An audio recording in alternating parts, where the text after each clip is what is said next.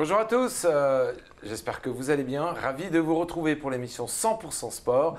On est en direct depuis les plateaux de ma télé pour passer une petite heure ensemble pour balayer toute l'actualité du sport. Alors vous allez me dire, les championnats sont terminés, alors l'actualité du sport s'amoindrit. Eh ben non, vous allez découvrir qu'il y a beaucoup de sports qui continuent et il y a beaucoup d'actualités à découvrir sur notre territoire. Alors restez bien en notre compagnie pour les deux parties de cette émission. J'ai à ma droite Bernard. Salut Bernard. Salut Bertrand. Salut Baptiste. Je l'oublie toujours, le petit. Tu vas bien? Ouais, très bien. Et toi? Salut Baptiste. Salut Bertrand. Salut Bernard. Bon, vous avez passé un bon petit week-end, en tout cas un jeudi et un vendredi de repos. Ça fait du bien. Ça fait du bien.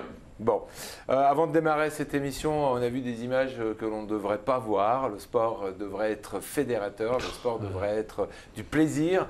Et on est vraiment déçus quand on voit ce genre d'images qu'on a pu voir à répétition ce week-end.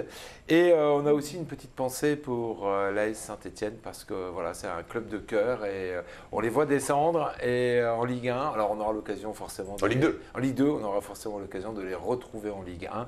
Et bienvenue à Auxerre pour les amateurs de foot qui pourront suivre leur championnat. Baptiste, avant de rentrer dans le vif du sujet, le sommaire de cette émission te revient. Oula, j'ai pas préparé.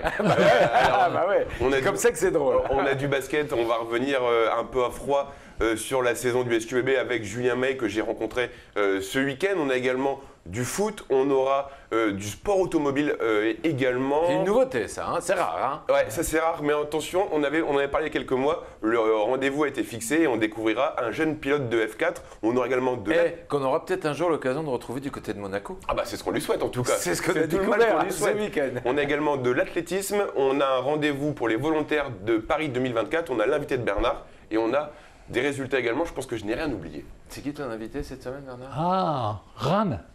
Tu vas ramer pour le ça fait 15 jours qu'il rame. Ça fait 15 jours qu'il rame, Bertrand. Allez, on envoie le jingle et on commence par le basket.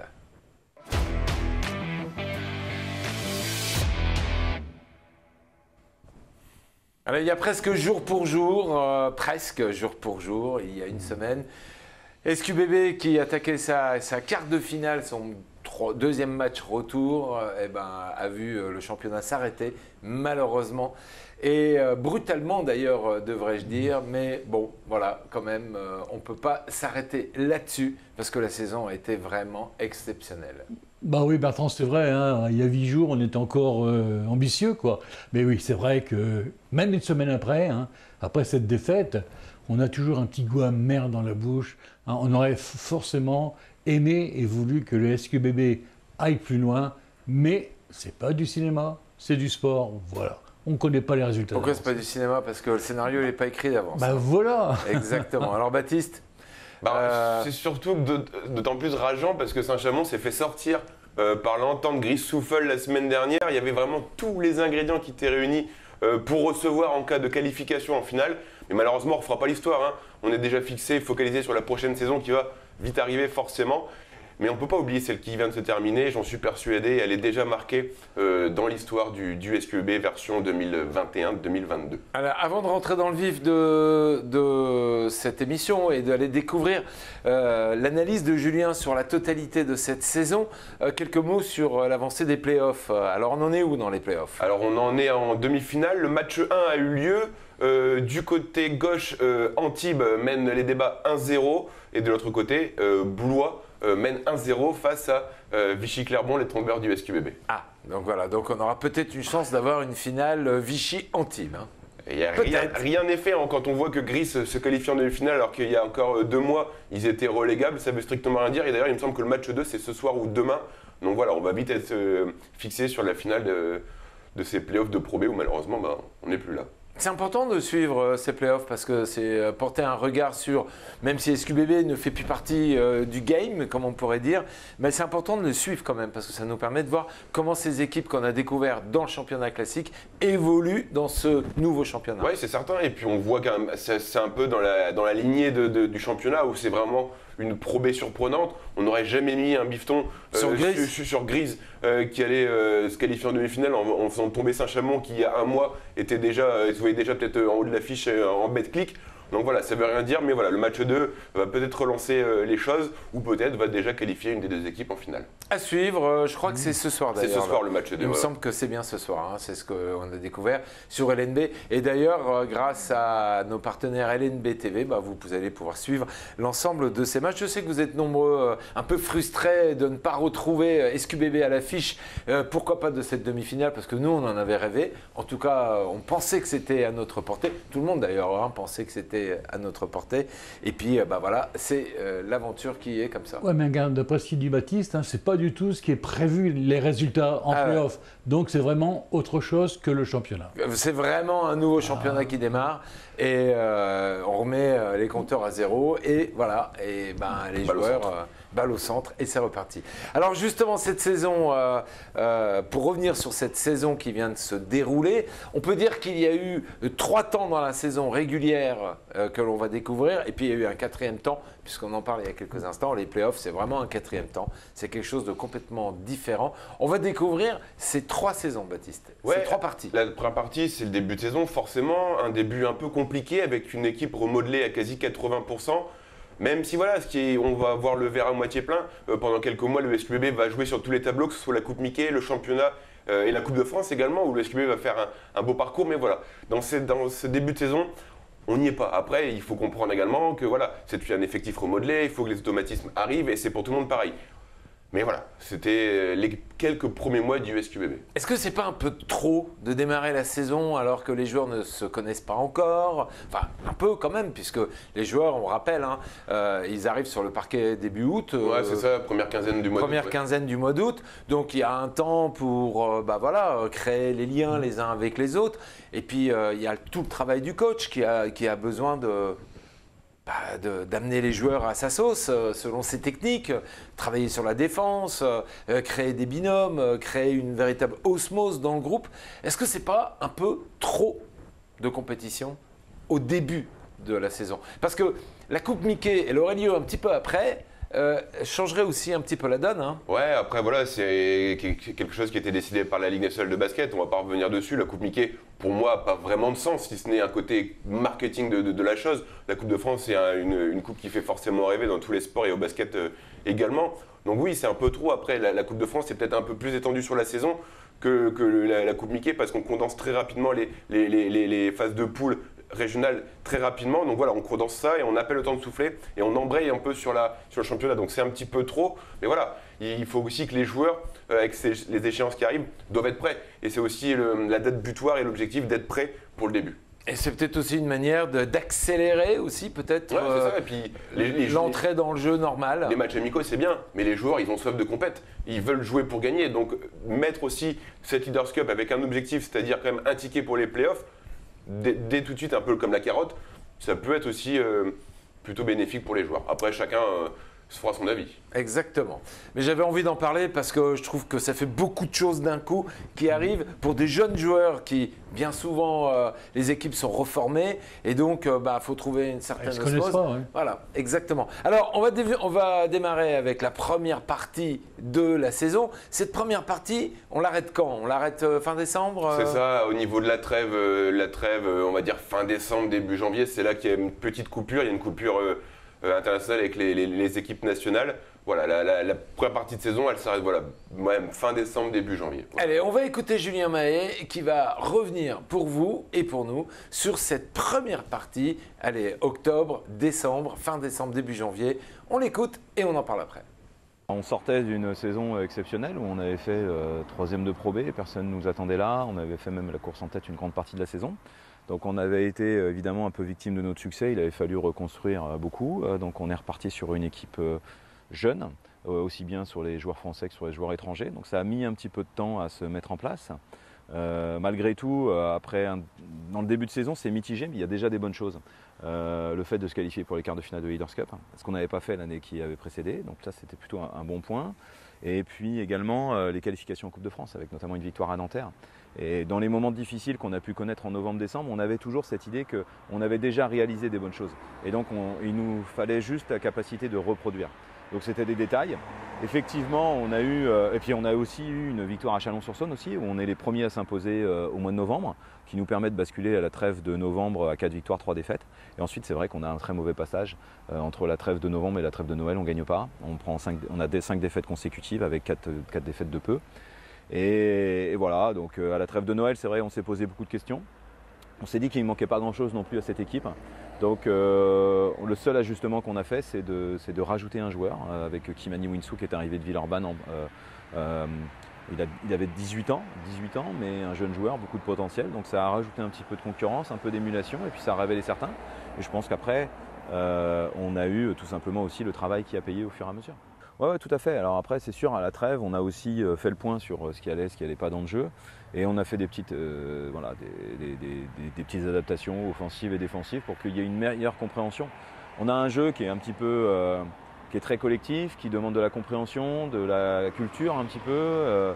Et parfois, ça peut être un peu difficile parce que les joueurs venant de différents horizons, faire de tout cela un groupe soudé et qui arrive à fonctionner ensemble, ça peut prendre un peu plus de temps. Donc il a fallu moi aussi que je m'adapte énormément. Et c'est sûr que le match, notamment de Denain, a amené, mais aussi la défaite à Gris, juste avant Noël, a été pour moi des signes qu'il fallait absolument faire évoluer les choses, les rendre plus simples d'un côté, et puis aller chercher plus d'agressivité. Donc c'est ce qu'on a fait. Et même si on a démarré 2022 en perdant à Évreux, déjà là, j'avais vu du mieux, et ça s'est enchaîné par la suite. Alors, on se rend compte dans cette analyse de cette première partie que la notion de cohésion de groupe est extrêmement importante, mais on se rend compte aussi que lorsque les choses vont pas bien, des fois, un joueur qu'on rajoute dans l'équipe change la donne. Pas forcément parce qu'il est extraordinaire en soi, puisque 18 ans, Winsou, c'est quand même un très bon joueur et il nous a quand même pas mal surpris cette année sur le parquet. On a vu quelques belles actions. On a vu aussi toute la fougue de ce jeune joueur par moment. Qui voulait aller au bout du bout et qui avait pourtant peut-être pas tout à fait toute la réussite qui l'accompagnait à ces moments-là, mais ça n'empêche que ça permet de changer la donne. Ça change la donne sur un point, déjà ça met en concurrence sur les postes directs. Quand on rajoute une rotation, le joueur titulaire au poste va se dire ouais, il y a un peu de pression quand même parce que s'il me mettait une doublure, je vais perdre du temps de jeu. Donc forcément, ça te pique un petit peu au vif et puis ça permet également d'avoir une rotation supplémentaire en termes de repos, de récupération, d'avoir une rotation supplémentaire pour le faire jouer. Donc forcément, ça a un impact et ça, on le voit, ça a marché, on va le voir sur le déroulé de la deuxième partie de saison. J'ai appelé ça un peu la remontada parce que c'est ce qu'on a fait. Et voilà, un petit élément déclencheur peut déclencher. C'est le match de Denain. Le match de Denain, moi j'ai fait la conférence de presse après et en off, il m'a dit ouais, il faut que je remette tout, il faut que je remette en question mon travail. Et j'en ai parlé avec Anthony Montant également. Ils ont passé les vacances de Noël sur une remise en question globale dans la façon de faire, dans les stratégies, et comme quoi c'est une stratégie gagnante. Et finalement, c'est Denain qui a été en partie l'élément déclencheur. Il y a ça et la défaite face à Gris, comme Julien l'a dit à l'instant, il y a 2 matchs où c'est vraiment, ça fait tilt dans la tête et on a pu se remettre, on va dire, sur les rails et repartir de l'avant. On se souvient de la défaite face à Évreux, on se souvient de cette première partie. Les choses vont changer et Julien va revoir sa copie, revoir la manière dont il manage ce groupe. Et journée après journée, on voit que ça recommence à grappiller des places au classement. Ouais, c'est ça. Et puis c'est un peu le travail de Julien. Ça fait 2 ans. L'année dernière, on a dit allez, c'est une saison bonus, on ne fera plus jamais ça. Ça a mis un peu plus de temps cette année à arriver, mais ça le fait quand même. Donc forcément, certes, les joueurs, ils sont pour beaucoup, mais je pense qu'il faut rendre à César ce qui appartient à César. C'est Julien aussi qui a l'initiative de ça, de remonter de la 17e place jusqu'à la 3e en fin de saison. Franchement, ça en dit long sur le bonhomme. Ouais, personne n'aurait dit, on se souvient, à la date du 11 janvier, on se demandait si on allait... comment on allait faire pour ne pas descendre. Comment on allait faire pour ne pas descendre, comment on allait se maintenir, parce qu'on se disait qu'à ce train-là, ça allait être plutôt compliqué et on ne reconnaissait pas du tout ni notre SQBB, ni tout le talent de Julien. Parce que l'osmose ne prenait pas. On voyait que la défense, elle n'était pas en place. Il suffit de regarder les scores et regarder les stats. On a pris des valises. On en a pris des sacrés. Alors, on va retourner écouter à nouveau Julien pour analyser cette fois-ci la deuxième partie de la saison. Quand est-ce que tu arrêtes cette deuxième partie de saison? Je l'arrête il y a 3 semaines, c'est-à-dire à la fin de la saison régulière. C'est vraiment la saison, pour moi, elle s'est coupée en 2. La première partie jusqu'à fin décembre, début janvier. Et là, la reprise après la défaite d'Évreux jusqu'à la fin de la saison régulière, il y a 3 semaines de cela. Même si on peut dire qu'il y a eu encore peut-être une phase intermédiaire, on aurait pu rajouter encore une période intermédiaire parce que de janvier à mars, eh ben, on a grappillé des places, on est monté, on a réconforté notre position. Est-ce que pour autant on visait l'accessibilité aux playoffs? Pas vraiment. Non. On aurait peut-être pu encore rajouter cette barrière parce qu'elle aurait pu exister. Oui, forcément. Après, l'objectif à la base du SQBB, c'était le maintien. C'était annoncé en début de saison par les dirigeants. Donc voilà, comme tu dis, c'est vrai, c'était que du bonus. On visait pas les playoffs. Après, au fur et à mesure des matchs, Julien a dit bah maintenant, why not, hein, si on peut aller jouer les playoffs, on va y aller. Hein, on est des compétiteurs, on va jouer jusqu'au bout. Donc voilà, je pense que c'est ça. Mais voilà, moi, c'est mon avis, je l'ai découpé comme ça. On aurait pu la découper en 18 morceaux s'il fallait, hein, pour découper vraiment morceau par morceau. Mais voilà, j'ai globalisé. Et on va pas revenir sur ce qui fait mal quand même. Ouais, non, tout à fait. Alors par contre, ce qu'on peut quand même relever un peu à travers ça, c'est que sur cette deuxième partie de la saison, on a vu beaucoup de changements et en tout cas, on a vu la stratégie de Julien qui marche. Et la stratégie de Julien, elle est simple, ça commence par un D, c'est la défense. On dit d'habitude que la meilleure défense, c'est l'attaque, mais là, la meilleure attaque, c'est la défense. Exactement. Allez, on écoute Julien sur l'analyse de cette deuxième partie de la saison.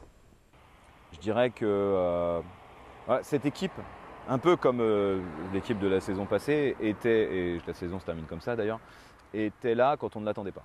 Le 11 janvier, on perd à Évreux, on est à ce jour relégable. On perd Kendall Anthony, qui est notre meneur de jeu, qui se blesse à l'épaule. Et 3 jours plus tard, on va jouer contre Boulazac, et eux sur une série incroyable. Donc là, personne ne nous voit gagnant. Et à la mi-temps, on mène 60-30.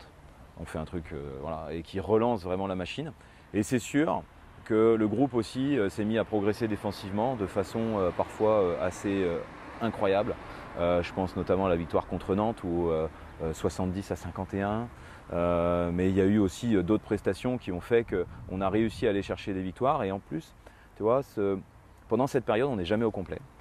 C'est la période où on nous oblige à refaire des tests de Covid. Et donc nous, on a eu toutes les semaines 1 à 2 joueurs qui ont été testés positifs. Donc on n'a jamais joué au complet. Mais grâce à des prestations défensives abouties, on a réussi à gagner des matchs malgré les absences, malgré les blessures, malgré la maladie. Et je pense que là, il y a un groupe qui s'est formé. Et c'est sûr que défensivement, à la fin du championnat, on termine 3e meilleure défense sur le ratio défensif derrière Nancy, qui est champion de France, et derrière Blois, qui aujourd'hui est peut-être le favori pour la montée. Donc moi, ça me conforte juste, mais je n'avais pas besoin d'être conforté, je dois le dire, sur le fait que c'est la défense qui peut tout faire. Voilà. Et donc après, on a du talent, on n'en a pas en attaque, ça peut varier, l'adresse peut varier, mais tant qu'on est bon défensivement, ça peut fonctionner. Et tant que je serai au SQBB, ça fonctionnera comme ça en tout cas. Eh ben, on espère qu'il va rester longtemps au SQBB, parce que de toute façon, dans un match, l'objectif, c'est pas d'aller marquer des points. Non. L'objectif, c'est déjà de fermer le panier et de ne pas laisser l'adversaire marquer des points. Être bon défensivement, c'est ça la clé de la réussite. Ouais, c'est évidemment ça, et ça a permis notamment de remporter des matchs importants, hein. Notamment contre, j'ai en mémoire Évreux, il n'y a pas si longtemps que ça. Donc voilà, c'est vraiment la marque de fabrique de Julien, je pense, la défense. Tout à fait, et ça on l'a vu dès la deuxième partie du championnat, c'était la défense, et on n'encaissait plus de points, donc on n'en encaisse pas, on en marque. Bon bah là, tout s'arrange, tout va mieux. Et puis je pense que le fait de gagner, ça remet le moral à tout le monde, aussi bien aux joueurs qu'à l'entraîneur, et puis on en veut toujours plus. Et finalement, les stats le montrent bien, hein, Julien le dit, 3e meilleure défense du championnat, bah voilà. Alors qu'avant on était une passoire, hein. Dans les matchs, on était une vraie passoire, on était dans les dernières défenses du championnat. Et voilà, c'est encore une fois, c'est la remise en question à la trêve qui a permis de se remettre sur des bons rails. Et quand tu laisses des équipes comme Blois à 50 points, c'est que tu as carrément mis les barbelés. Mais voilà, on est 3e à la fin de cette saison régulière et on va en play-off. Ouais, tu as raison. Tu as raison. En tout cas, on a réussi à se qualifier pour les playoffs et c'était ça qu'on voulait, qu'on cherchait depuis le début de la saison. C'était certainement une volonté, mais sans le dire, puisque il y a un élément qu'on remarque aussi avec Julien, c'est sur toute cette saison, c'est qu'il n'y a aucun match facile, il n'y a aucun adversaire à notre portée sans travailler et ça permet de garder la pression permanente sur l'ensemble de la saison. C'est même plus que ça, Julien le dit assez régulièrement tout au long de la saison, c'est toujours monter en intensité, monter. Et quand il est satisfait de quelque chose, il va demander encore plus à ses joueurs. Et c'est toujours comme ça, et c'est comme ça que Julien fonctionne, mais il faut croire que ça marche. Alors cette qualification en play-off, On ne pouvait pas y penser en décembre, ça c'est sûr. Pas du tout. Et pourtant, On y est. on y est. Et on a une bonne place en plus. Hein, Ouais, puisque c'est quand quasi on une des finit meilleures troisième, c'est une très très bonne place quand même. Hein. Ouais, c'est quasi une des meilleures places. Hein. Bon, la deuxième, elle est encore mieux, mais la troisième, c'est vrai que c'est idéal. On rappelle que c'est aussi synonyme d'avoir l'avantage du terrain. Et on sait qu'à Saint-Quentin, le public, il compte énormément. Alors l'avantage du terrain, c'est quand on joue une belle éventuelle, c'est qu'on revient jouer dans sa salle. Mais malheureusement, on n'a pas eu de troisième match il y a 15 jours. Il y a une semaine. Je crois que c'est le premier match qui a tout fait. Premier match ici à Saint-Quentin où on a perdu. Là, ce match-là, il fallait le gagner. Ah bah, je pense que Vichy s'est senti réconforté parce qu'on a joué devant notre public, dans notre salle, dans notre chaudron. Et il s'attendait à perdre. Ah oui, il s'attendait à perdre et ce scénario, on ne l'avait pas vu venir. Hein. Franchement, on ne l'avait pas vu venir. Cette défaite, il fallait aller gagner là-bas chez eux et ça rendait la tâche encore plus difficile. Et c'est là où effectivement cette troisième place, elle était importante puisqu'elle nous permettait de faire le match aller chez nous, le match retour chez eux, de dire on gagne chez nous, ils gagnent chez eux et d'aller refinir chez nous. La belle ici. Et faire la belle là. Mais malheureusement, c'est pas comme ça que l'histoire s'est faite, vous la connaissez. On va écouter la réaction de Julien, cette fois-ci à froid, après une semaine de repos, on va dire. Enfin, quoique, il n'est pas vraiment en repos parce que... Il n'a pas encore le temps d'aller à la piscine, hein, je te rassure. il est déjà au travail pour la suite des éléments, puisqu'on peut annoncer, dans c'est officiel, il a re-signé pour 2 saisons à venir ici à Saint-Quentin, donc ça va nous donner le temps de pouvoir reconstruire. On va écouter un petit peu sa réaction et voir comment lui, il a analysé cette défaite dans les playoffs, un tour et puis ils s'en vont. On l'écoute. Bon, déjà, personnellement, c'est pas digéré encore, donc ça va prendre un peu de temps, je m'en doutais. Le play-off, en fait, c'est une autre compétition et on n'a pas su l'appréhender comme on le voulait. Et comme je te l'ai dit auparavant, là, on était attendu par contre. Et voilà. Et quand on est attendu, il faut l'assumer. Et nous, on ne l'a pas assumé. Donc, j'ai pas, comme je l'ai dit direct après le match, j'ai pas énormément d'explications. Je ne te cache pas que j'ai pas revu le match et je ne le regarderai pas. J'en ai quelques-unes. Mais ce que je sais, c'est que défensivement, déjà, on n'a pas fait le travail qu'on avait fait sur les mois qui ont précédé. Donc, on s'est mis à la merci d'une équipe de Vichy qui, au match aller, nous fait 8 sur 14 à 3 points en deuxième mi-temps. Et au match retour, une performance extraordinaire de Samir Jedkom, qui restait quand même sur 3 sur 29 à 3 points sur les 10 derniers matchs et qui, nous, l'a fait 8 sur 13. Donc, voilà, c'est bravo à lui. Mais nous, on n'a pas fait le travail. Donc, on est éliminé prématurément des playoffs. Maintenant, voilà, on est tous déçus, c'est sûr. Mais je pense quand même qu'il ne faut pas oublier ce qui s'est passé auparavant. Parce que oui, on aurait peut-être pu avoir d'autres matchs au Palais des Sports, d'autres communions avec le public qui a été exceptionnel sur la deuxième partie de saison. Mais pour autant, on est peut-être à notre place aussi. On n'oublie pas ce qui s'est passé sur cette saison, mais cependant, on rajoute quand même un point. Et Julien l'a dit à la fin de son interview, le rôle du public a été extrêmement important.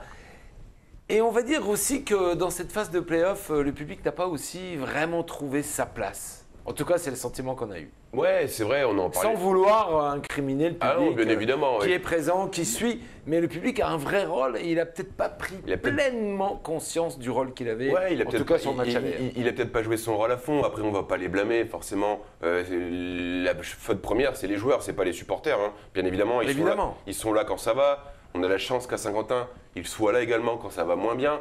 Certes, bon, on n'a peut-être pas assez fait assez de trompettes ou de tambours lors du match 1, mais voilà, on peut être déçu, on peut être frustré, on peut être triste, mais on ne peut pas résumer cette saison qu'on a vécue à un petit quart de finale de play-off. C'était du bonus et on aurait forcément aimé que les chiffres soient différentes, mais encore une fois, c'est le sport et c'est ainsi. On va refermer le chapitre de cette saison qu'on peut qualifier quand même de réussi. Il ne faut pas l'oublier, et surtout, pas oublier, c'est d'où on vient et qu'on n'est que Saint-Quentin. Exactement. Et le budget que l'on a, il doit être un des budgets les plus faibles. Que ce soit en termes de masse salariale ou de budget, on est vraiment, pour le coup, dans les profondeurs du classement. Mais voilà, ça ne veut rien dire également. Et ça n'empêche aussi que, excuse-moi, je te coupe, mais ça n'empêche aussi qu'il faut considérer le travail qu'a fait Julien. Ça veut dire que certes, on n'a pas un gros budget, donc forcément, ce n'est pas des cadors que l'on peut aller chercher. Ce sont des joueurs qui ont du talent. Certains individuellement et d'autres un talent qui est bien caché, dont Julien sait bien le déceler et il sent bien, c'est le rôle du coach, hein, comment ces joueurs peuvent évoluer dans le restant de la saison. Et c'est là-dessus qu'on va les miser. D'autres clubs qui ont des budgets beaucoup plus importants, ils vont aller chercher des cadors.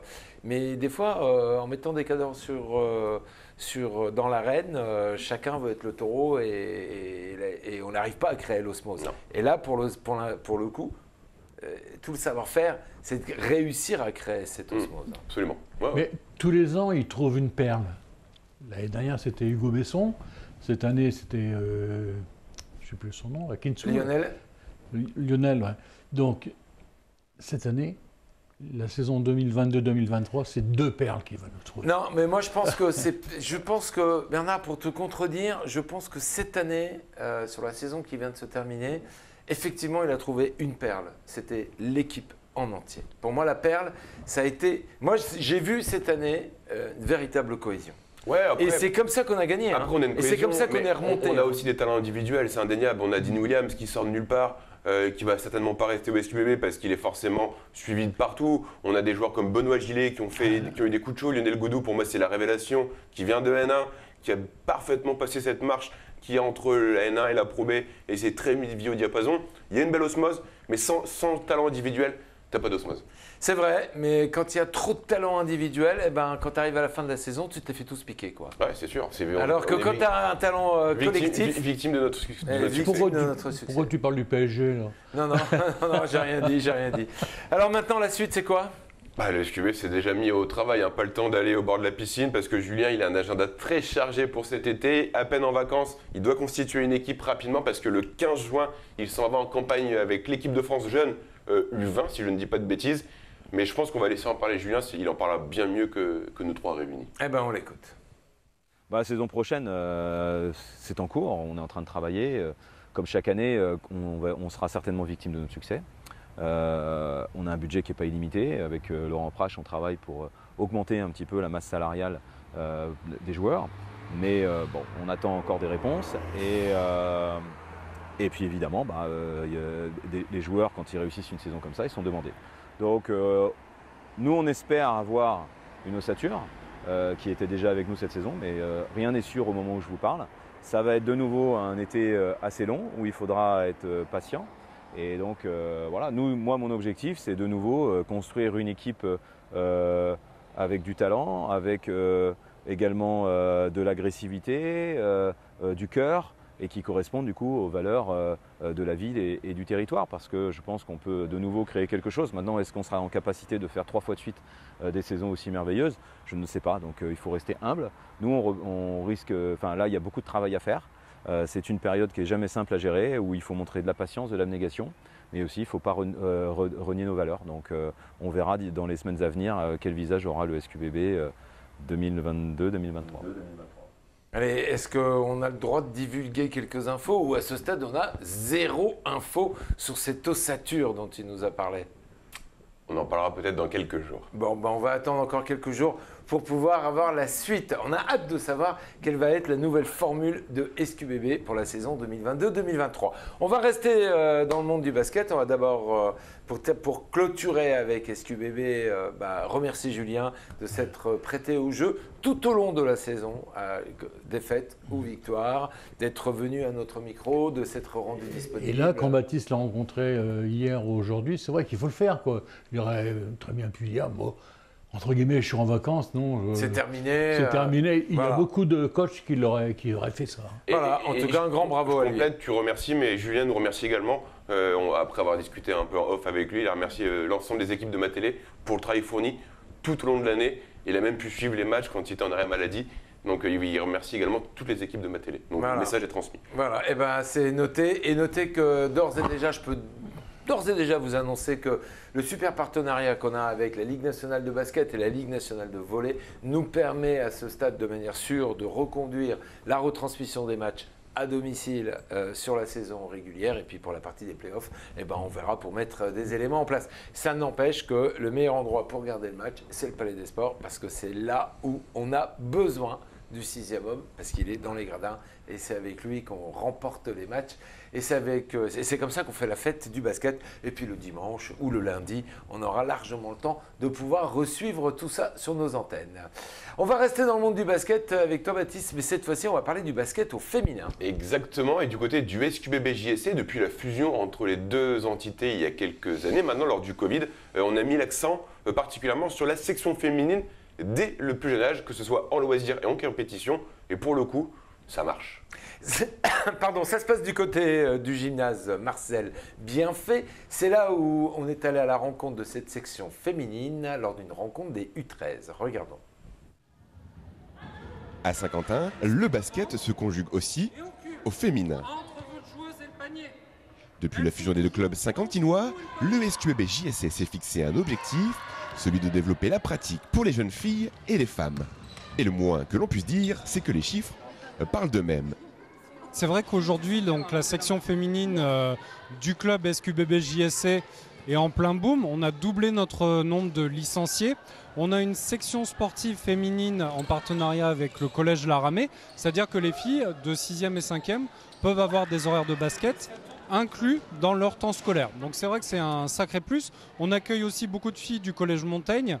C'est vrai qu'on a un partenariat également avec le Rotary pour pouvoir faire des bourses en fait pour les filles qui n'auraient pas forcément les moyens de payer la licence plus de l'équipement, pour inviter le plus grand nombre à la pratique du basket.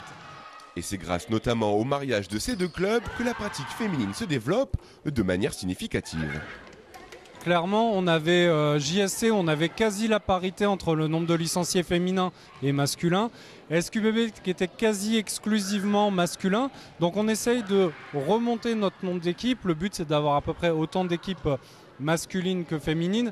Et surtout de pouvoir commencer du haut niveau avec les féminines, pouvoir en proposer de plus en plus au fil du temps. Sur la section U13 que vous voyez aujourd'hui, on n'a que 4 filles sur les 2 équipes qui ont du basket depuis plus d'1 an. C'est-à-dire que la quasi-totalité des 2 équipes sont des filles qui ont 1 an de basket et encore, même pas encore 1 an.